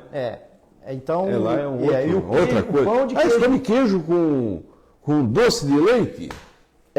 Goiabada, né? O queijo com a goiabada. Queijo com goiabada, queijo com goiabada. É uma sobremesa, como é que chama? Romeu e Julieta? Isso. O pão de queijo mineiro, o verdadeiro, não o pão de quê, que é aquele que tu morde e vem um ar assim, que não tem nada dentro, né? Eu tô falando... Usa perucas. Tô falando o pão de queijo verdadeiro. Minha mãe fazia, minhas irmãs fazem, minha avó fazia, com um café de verdade desse aqui, meu amigo, num friozinho desse. Fogão de lenha. Né? Um cafezinho da tarde, você imagina. Uma boa conversa. Imagina. Vira noite, né? Vira noite. Ou então tu vai num final de tarde assim, né? Como é que faz o pão de queijo? Aprendeste a fazer, não? Eu não sei, eu não faço, mas eu aprendi, eu via minha mãe fazendo, minhas irmãs fazem até hoje, ensinou a minha sogra. É com um polvilho doce, né? Polvilho doce. Com polvilho doce, o queijo já, né, seco, né? Queijo seco, queijo bom. Não é ele fresquinho, porque ele tem que ficar durinho para poder ralar. É ralado. Ralado. Aí rala, bota o polvilho doce, né? Mas a receita certinha não tem? Tem. Não, eu não tenho agora de cabeça, mas a minha mãe deixou com a minha sogra, ela anotou aqui, né? E as minhas irmãs fazem até hoje. A minha irmã ainda até diz que faz melhor, porque a minha irmã fala assim, quando tem um bom mestre, faz melhor o discípulo. E aí o pão de queijo verdadeiro. Não achei aqui em Santa Catarina Posso te nenhum ligar igual. um dia dessa semana para te passar a receita, mas daí passa Passando direitinho. tudo direitinho. Eu tenho Porque ó, outro programa- não tem pão de queijo. Aqui em Santa Catarina nunca Não comi. tem, não. Nunca Os comi. desgraçados fazem o pão de queijo, serve na hora do almoço também, né? Vai no restaurante mineiro. Mas é um pão de queijo, é diferenciado. Não é igual desses aqui que tem ar. Tem esses de beira de estrada, então, que Nossa, tu esse- morde, vem um ar assim, né? Porque ele é oco e um não tem nada. bolinho, né? Um bolinho de... Mas pão de queijo um bolinho, mineiro, um bolinho. verdadeiro, com esse café aí, diferenciado, faz E outra coisa que eles têm lá, a receita da couve. A tua mãe fazia? Fazia muito a couve refogada ali. Tu sabe fazer? Já Não, fez? eu mesmo não faço, mas assim, ó, a minha mãe fazia muito, meu pai faz até hoje a couve refogada Mineira, ali. que aí eles pegam e botam o nome couve mineira. É a couve, mas... Não, ela... É isso ela que o Brasil tem que aprender, é isso que o Orleans tem que aprender, a valorizar as coisas da terra. Usa muito a couve para comer com a feijoada também, né? Na Refogada. feijoada. Isso, né? Então a feijoada mineira, ela é um pouco mais forte que a feijoada que eu como aqui, é uma feijoada verdadeira, né? Mais Lá forte. nasceu, tu sabe, né? Sim, lá é uma a feijoada nasceu nas Minas Gerais. É uma feijoada de verdade, né? Aquela é um pouco mais pesada, mais forte, mas é muito mais saborosa. Lá. Aqui a minha sogra, por exemplo, ela faz uma muito boa também, mas mais light, né? Para não ser tão... Agora a que meu pai faz é uma original mesmo, mineira. Ele faz o frango com açafrão, que aqui tem muito frango, Frango com açafrão. aqui é o frango, a galinha com polenta, né? Ah! Eles usam mais o coloral, aquela coisa toda. Lá ele faz o frango com açafrão e tem um fruto que é nativo lá do Rio do Cerrado, que é chamado pequi. Já ouviu falar? Pequi. Frango com pequi. É uma baga, né? Na verdade parece um abacate, é igual, por fora parece muito um abacate, que tu abre, aí tem lá igual uma gema, igualzinho uma gema. Só que tu não pode morder, porque se morder tem espinho, né? Aí tem que ser ralado e tal. É um gosto muito característico, eu, por exemplo, não gosto. Mas quem gosta é assim, ama ou odeia. E é uma comida muito típica do Cerrado ali, do noroeste de Minas, Goiás, aquela região, né? Já aprendendo aí lá em cima, na Bahia. Faz o frango com açafrão e esse piqui aí, quem gosta ama. Meu pai, por exemplo, eu tenho uma irmã que é louca com isso aí, eles fazem sempre. Né? Uma comidinha mineira mais barata, né? Mas usando os produtos que tinha, né? Que era o pequi lá na época e o frango que né? Na fazenda tu se criava, né? E fazia ali. Como é que está o Uruçanga? Como é a hospitalidade, a receptividade? Olha, essa região aqui, né? De Criciúma, vindo para cá, para a serra aqui, para subir ali para a Serra do Rio do Rastro, é uma região muito boa, né? Muito organizada, muito limpa. E Uruçanga é uma cidade muito simpática, muito organizada, a comunidade, né, a população muito católica, muito italiana, né? Então a cultura de paz, uma cultura, né, de organização, de trabalho. Eu fui muito bem recebido na cidade de Uruçanga. Cocal também, né? A cidade, né, pode ver que vem para cá, tu vê a rodovia muito bem cuidada, as margens limpas, né?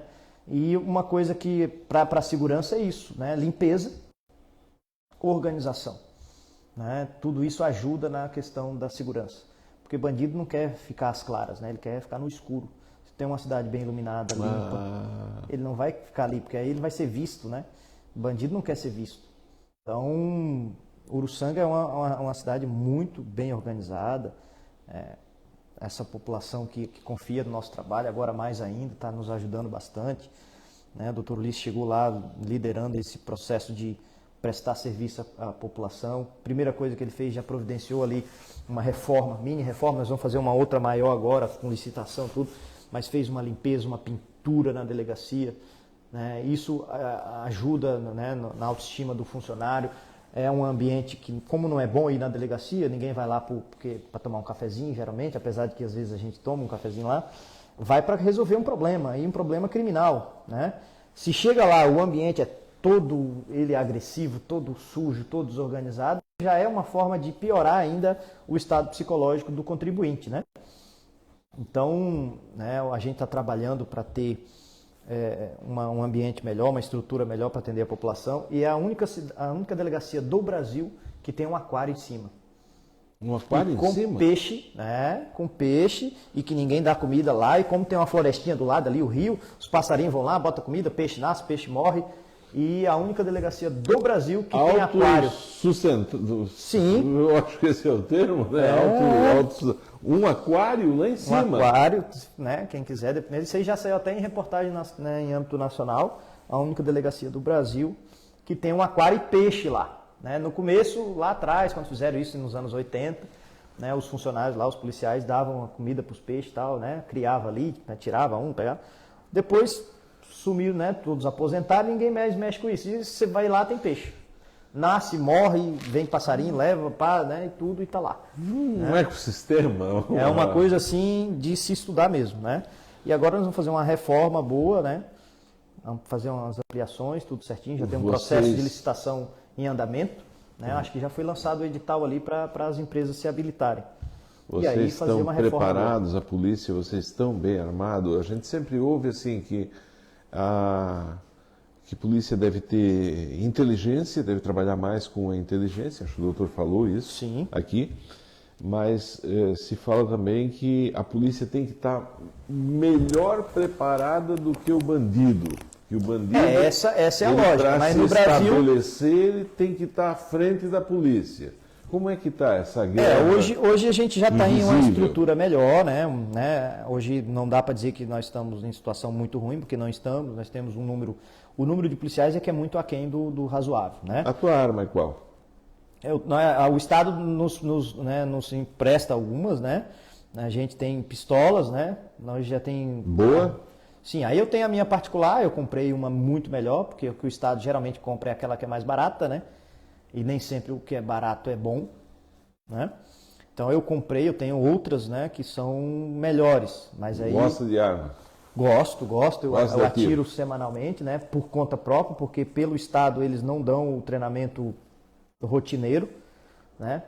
Então, infelizmente, por conta da questão de preço, custo para isso, né? Então, aí cada policial acaba fazendo os seus treinamentos particulares e tal, né? Então, eu tenho as minhas particulares, que eu uso, né, confio, né, para ter uma segurança. É um instrumento que uso para segurança. A polícia hoje tem uma estrutura melhor para trabalhar, por exemplo, na região de Uruçanga, aqui, o próprio Orleans, tem viatura, tem um número, né, pequeno de policiais, mas hoje a gente consegue, para aqueles crimes mais leves, a gente consegue combater bem. Obviamente que a gente teria que ter uma estrutura maior, preparo maior para em casos mais graves, no enfrentamento, né? A nossa região não é de crimes tão graves, mas a gente sempre tem que estar preparado, né? Porque pode acontecer um assalto igual aquele de Criciúma. Né? Então, assim, aí, claro, a partir daquele caso ali, muita coisa vai ser estudada, muita coisa vai ter que ser melhorada, né? Planos de ações. Quem foi? Tem 15 presos, né? Tem 15 presos daquele assalto, e o pessoal da DEI que está em cima, né? Com certeza muita gente vai ser presa ainda. É questão de tempo, demora um pouquinho, questão de provar, colocar os caras na cena do crime dentro do processo. E não basta qualquer prova, tem que ser prova legal, né? Então acaba demorando, os criminosos são de fora, tudo isso tem uma demora maior e um trabalho maior para provar, tem que ter colaboração de outras polícias, né, diligências, idas, viagens, né? Tudo isso tem um custo e uma burocracia de controle, né? Mas já vai ter mais gente presa aí. Vai ter novidade? Tem novidade? Recuperar o dinheiro já é mais difícil, né? Eles vão lavar, vão esconder, né? Mas o mais importante que a gente está querendo agora é identificar, se não todos, mas a maioria, e botar eles na cadeia, né? Onde não deveriam sair nunca mais. Fosse qualquer país civilizado esse crime aí, é só tu pegar o que aconteceria com eles do ponto de vista criminal, se fosse, por exemplo, Estados Unidos, Alemanha, Inglaterra, Espanha, países que não são ditaduras, que são democracias, mas que marretam os seus criminosos, né, dentro da lei de uma forma muito dura em casos graves como esse. O doutor já recebeu ameaça? Já, é natural, né, da nossa profissão, a gente acaba sendo treinado para lidar com isso, Telefone? A gente avalia telefone, mensagens, recados, né, nas próprias interceptações a gente ouve, enfim, mas a gente trabalha, a gente sabe disso, a gente é treinado para isso. Algumas acabam dando um desconforto maior, mas a gente trabalha... Recebe apoio psicológico para isso? A polícia tem, para quem solicita, para quem precisa, né? Sempre eles têm a gente tem um setor para isso, né?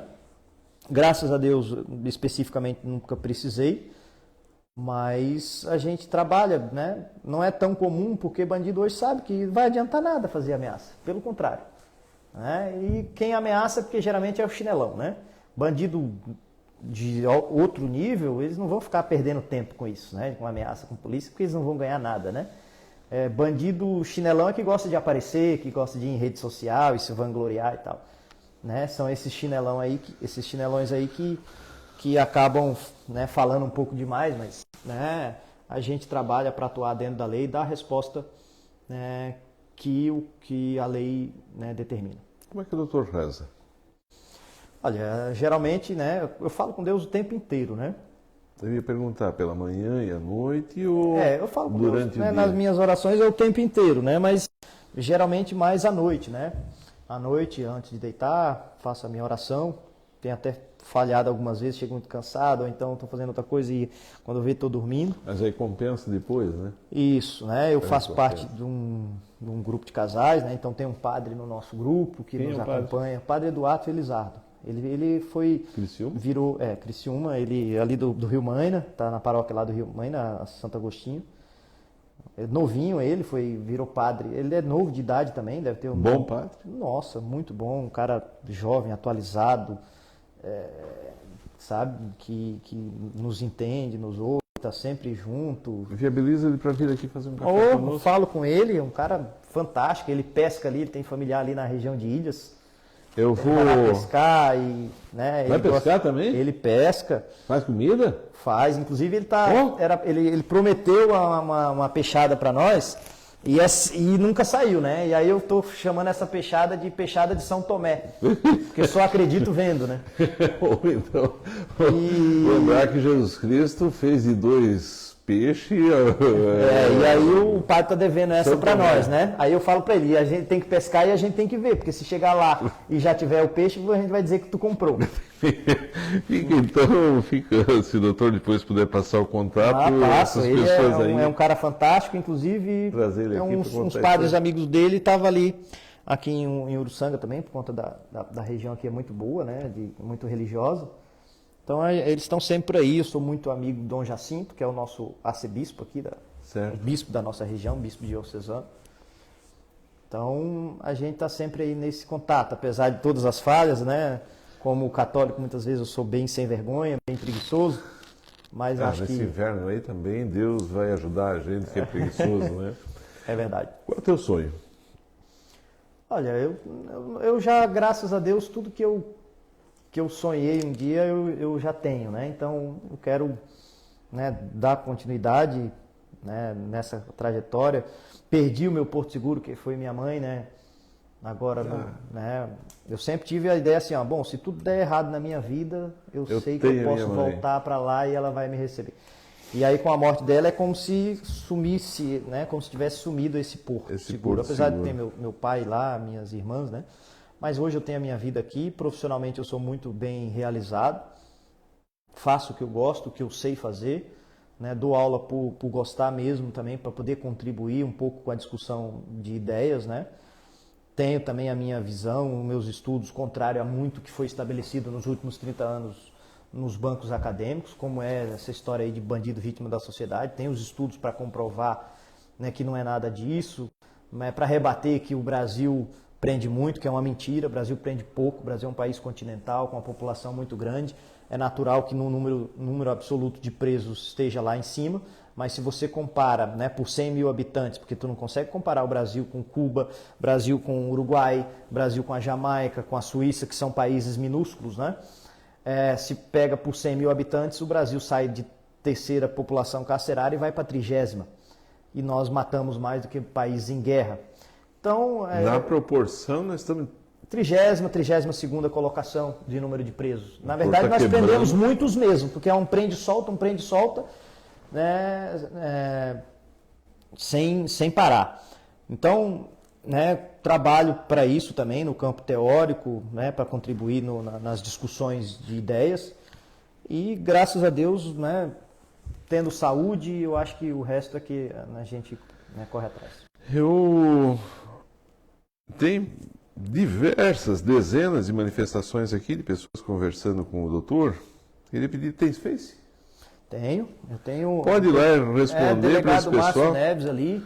Stefano... Del Márcio Neves. Eu tenho um Facebook, eu uso para divulgação de algumas coisas de trabalho, né? E outras também para manifestar as minhas posições de ordem mais política, né? O Facebook eu uso para isso. O Instagram eu uso para mais pessoal, para foto de família, alguma coisa de amigos, né? Bastante gente discutindo aqui os teus pontos de vista, como é o caso, vou pegar um aqui, o Marcos Cardoso Sombrio. Muito dinheiro concentrado em Brasília, a renda deve ser dividida, mas dificilmente isso acontece. Exatamente, mas assim, ó, menos Brasília e mais Brasil, né? Ou seja, o modelo tributário, isso aí é um outro assunto, o modelo tributário brasileiro está errado. A União abocanha tudo, né? Os municípios, que é onde as pessoas precisam do serviço, né? Num posto de saúde aqui, na escola aqui, não vem dinheiro. Aí faz com que prefeito e governador fiquem lá pedindo esmola, né, da União, e a hora que o dinheiro vai vindo, vai sendo desviado de um lado para o outro e na ponta não chega. Qualquer visão de mundo sempre vai incomodar os outros, ainda mais presente e vivenciando os fatos. Delegado Márcio, uma salva de palmas para você. Queria pedir para depois o doutor entrar lá e responder essas pessoas que conversaram com o doutor. Eu sempre aqui, o Café é um programa diferente, até porque nós conversamos, nem foi entrevista, né? Discutimos uma troca mais de ideias, né? A hora que eu estava falando aí de Darcy Ribeiro lá atrás, eu estava lembrando que Darcy Ribeiro é o nome da Universidade de Brasília, né? Sim, a UNB. Já deve ter passado lá na frente. Sim, a UNB, quase que estudei lá, não estudei bastante para entrar na época. Né? Uma universidade muito bem conceituada. Verdade, né? verdade. Muito bonita lá, né? Sim, gigante, né? lá. Muito grande, foi projetado. Tudo lá é bonito, né? Tudo muito grande lá em Brasília, né?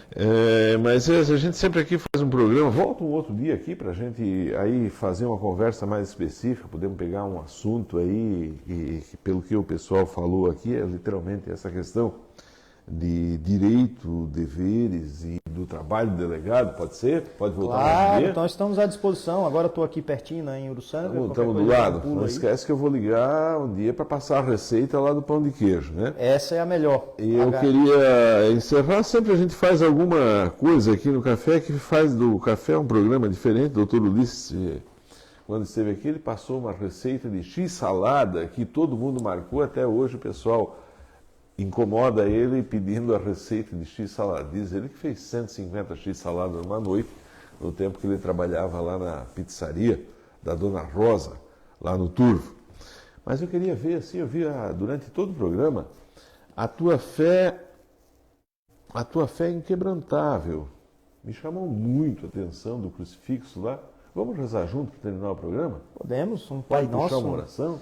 Vamos lá, agradecer a Deus Vamos lá, então. por mais esse dia, né? Esse dia que, segundo a previsão, vai ser muito frio, então a gente pede pelas pessoas e pelos animais, né? Que as pessoas cuidem dos animais nesse dia gelado, né? Que pode trazer algumas consequências aí, mas é a natureza. E principalmente pedir a Deus pelas pessoas que estão nos hospitais agora doentes, né? Que quando a gente está doente parece que tudo, né, mais importa. Então, pedir para essas pessoas, principalmente para os nossos aqui do Hospital Santa Otília, né? Santa Otília. Então, pedir a Deus a saúde das pessoas e que ilumine, né, as mãos e as mentes dos profissionais de saúde, os médicos, os enfermeiros, né, para que, né, atuem da melhor forma, da forma mais humana possível, vendo no doente, né, um outro ser humano, um irmão, e que, né, conforte também o coração daquelas pessoas que perderam os seus entes queridos. Eu, como falo, ainda sinto até hoje a morte da minha mãe, então é muito importante esse conforto, né, do ponto de vista religioso, né, que Deus possa confortar o coração dessas pessoas. Estamos durante uma pandemia complicada, muita gente morrendo. A minha esposa, por exemplo, perdeu a tia agora que morava aqui em Orleans, né, para essa doença, Covid.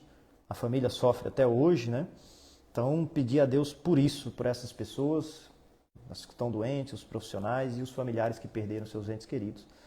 Mas do mais é agradecer a Deus por mais esse dia e a oportunidade de estar aqui nessa simpática cidade de Orleans. Que Deus abençoe a todos. Amém.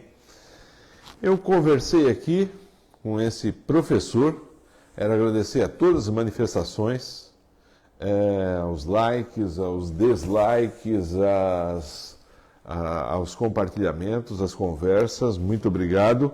Dizer quem ganhou esse café especial aqui, Blend Ana Terra, a da Mantiqueira, das Minas Gerais, foi a Lucilane Varmelin. Lucilane Varmelin. Acho que é gente ou da Taipa ou do São Ludigero. Mas, de qualquer forma, muito obrigado. Gin Libralato, muito obrigado pela tua presença sempre qualificada aqui. Que Deus te abençoe. E a Lucilane, eu vou entregar o café, mas vou ficar dizendo assim, ó, o dia que vai fazer o café, chama nós lá que eu vou levar um cavaquinho. O Gin Libralato, empresário respeitado aqui de Orleans, está dizendo que assistiu todo o programa, está te mandando um abraço, dizendo que gostou muito da conversa. São dezenas de manifestações, a gente não consegue responder a todos, mas o doutor disse que vai responder no Face dele, entrando lá, através do Face, lá no Face da rádio. Era isso, Iago, alguma coisa? Agradecer ao Iago, a toda a produção. Está muito frio, gente, aqui em Orleans, tem pessoas fora daqui, de Florianópolis, do Rio, né, que estavam aqui conosco, de São Paulo, e eu vi também o Guinzani lá da Alemanha. Aqui está muito frio em Orleans. Eu vou tentar ver aqui, pelo celular, aqui, ó, onda de frio, ventos costeiros, até... Temperatura... Até o próprio iPhone, que ele sempre traz algumas mensagens. Aqui 8 graus agora, né? Traz 8 graus agora, mínima de 2 graus, e a tendência, se eu conseguir ver aqui, é de... Não está dando, porque ele tem uma série de inscrições que eu nunca tinha visto nas manifestações aqui do iPhone. Tomar cuidado, em Rio Grande do Sul, eu vi agora as últimas notícias antes de entrar aqui em Porto Alegre, eles estão alugando ginásio de esportes para trazer pessoas e colocar lá dentro. Na Serra estão disponibilizando mantimentos à população, recolhendo pessoas das ruas, recolhendo animais, porque essa onda parece que tende a ser uma das mais fortes aí dos últimos 60 anos, é o que o pessoal diz, a gente vai vendo. Não tem mais tempo, até passamos aqui, porque a conversa estava boa, mas a gente volta na sexta-feira. Sexta-feira tem amanhã um TBT, e na sexta-feira a gente volta com mais café. Agradeço a todos. Muito obrigado, doutor. Gratidão. Eu que agradeço. Boa noite a todos. Fiquem com Deus. Para você, da mesma forma, forte abraço. Fique com Deus. Tchau. Continue.